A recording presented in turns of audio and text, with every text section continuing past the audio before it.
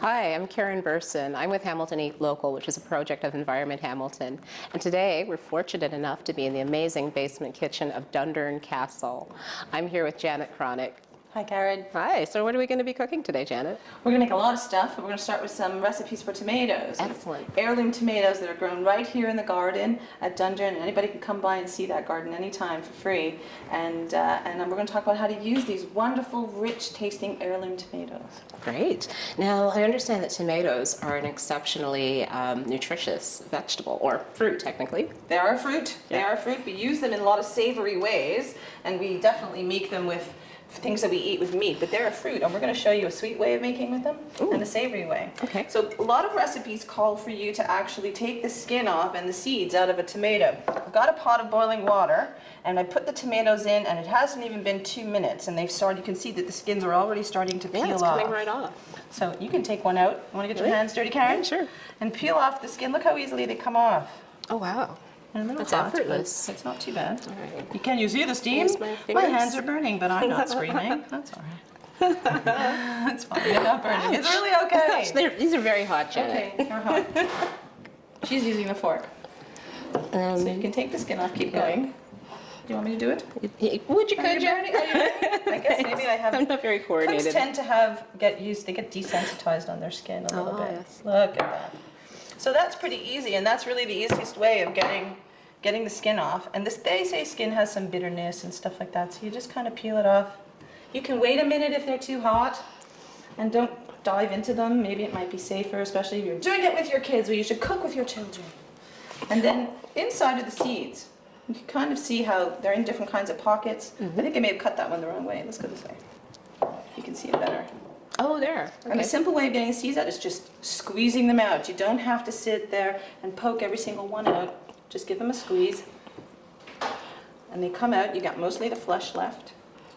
Amazing. So you just don't be shy about it. Just jump in there and get your hands dirty. And it doesn't have to be perfect. This is called concassé, French. So I'm assuming that's a French word. I think it is. I think it is too. And so we've got all the pulp is left. Wow, that was fast. The skin's off. Chop them up. Now this is how to make. This is a great way to use them. I'm going to get the ends off. A great way to get the tomatoes ready for most kind of saucy uses. And we're going to make a soup.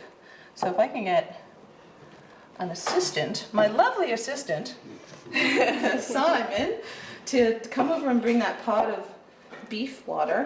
What I've done is taken some beef bones and boiled them up inside in a pot with some water. Very simple. You want to kind of skim off the scum that comes to the top. You can put it right on there. And I'm going to take the bones out. But I don't have enough bowls in my life. Look at that. Well, isn't this handy? We've got a whole cupboard full of bowls. Right Big ones. Beautiful. So these are the bones. They're really cheap. You buy them at the grocery store, usually in the meat section. They're not expensive to use. Oh, that's and great. they flavored the water. So that's perfect flavor. You can buy your own stock if you want, that's fine, but we're trying to show people how they can really make great recipes with really inexpensive ingredients. You've got chopped onions. You know how to chop onions? They're really easy. They make you cry, but if you go quick, you do just fine. So into water. Some people like to fry the onions first. Don't have to. They put a lot of flavor in there. I even have a few extra pieces of skin for extra flavor, right? And then you put in the tomatoes. Now, Janet, what if you're someone who's a vegetarian and you don't want to use the beef bones? That's fine. You can use a vegetable stock yourself. Some people don't put any flavoring into the water. They just let the vegetables flavor up the water. It's a lot milder, but it creates a lovely flavor as well. I like the extra richness of taste you get from stock. It's good. But a vegetable stock is just as rich, just as beautiful. Cook this up for about an hour or so. And then you've got all other vegetables you can add to it. It becomes a wonderful soup. You can serve it chunky. You can puree it. It's a great base for any other vegetable you want to add. And a little bit of breadcrumbs makes it really nice. And we're going to taste it after it's ready. Oh, great. Okay, wow, it's nice and hot. Let's try it. I would love to taste this. It's a beautiful terrine, too. Heirloom tomatoes have better flavor than not heirloom tomatoes. Genetically modified food.